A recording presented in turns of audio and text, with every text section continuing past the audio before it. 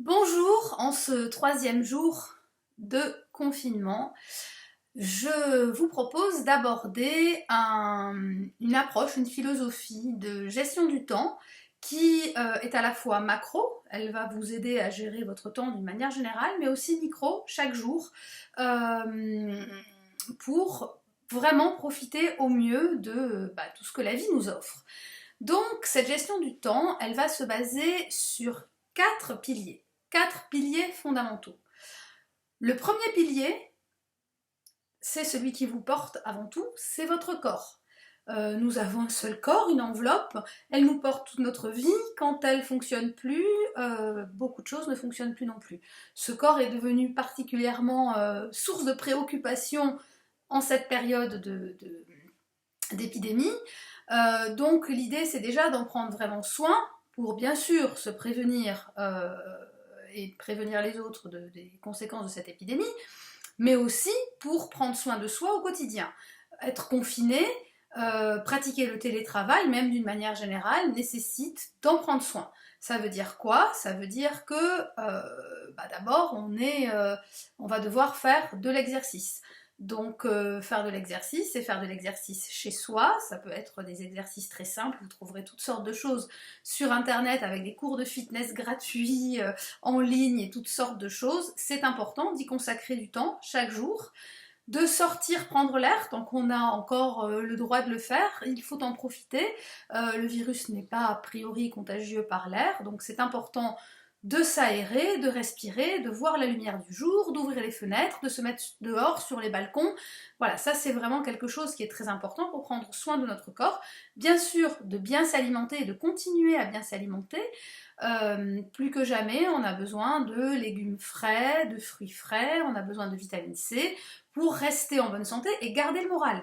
Donc garder le moral, ça ne veut pas dire manger du chocolat toute la journée, ça fait du bien sur le moment, mais après on se sent plus très bien, on se sent un peu gras, un peu lourd, on a mangé trop de sucre, il faut se dépenser. Donc voilà, essayez de garder une alimentation saine et équilibrée. Je m'arrêterai là sur ces conseils, simplement le principe c'est déjà prendre soin de son corps tout au long de sa vie, mais en particulier quotidiennement ces jours-ci. Ça c'est le premier pilier. Le deuxième pilier, c'est notre vie sociale. Alors la vie sociale, quand on est confiné, elle est un peu compliquée. On va avoir affaire aux mêmes têtes et ça risque de devenir pesant et difficile.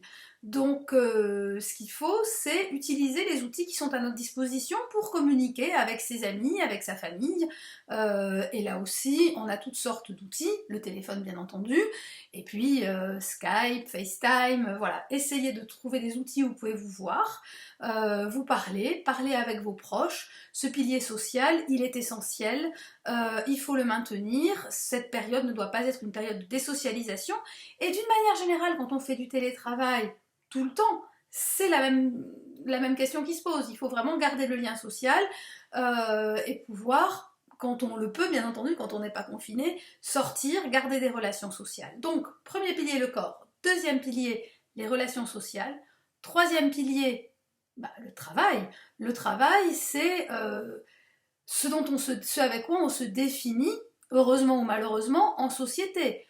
Comment vous appelez, vous faites quoi dans la vie. Donc c'est quelque chose qui est très important, qui a un lien social et qui permet aussi de nourrir notre corps en nous alimentant, en achetant le minimum dont on a besoin, en répondant à nos besoins essentiels.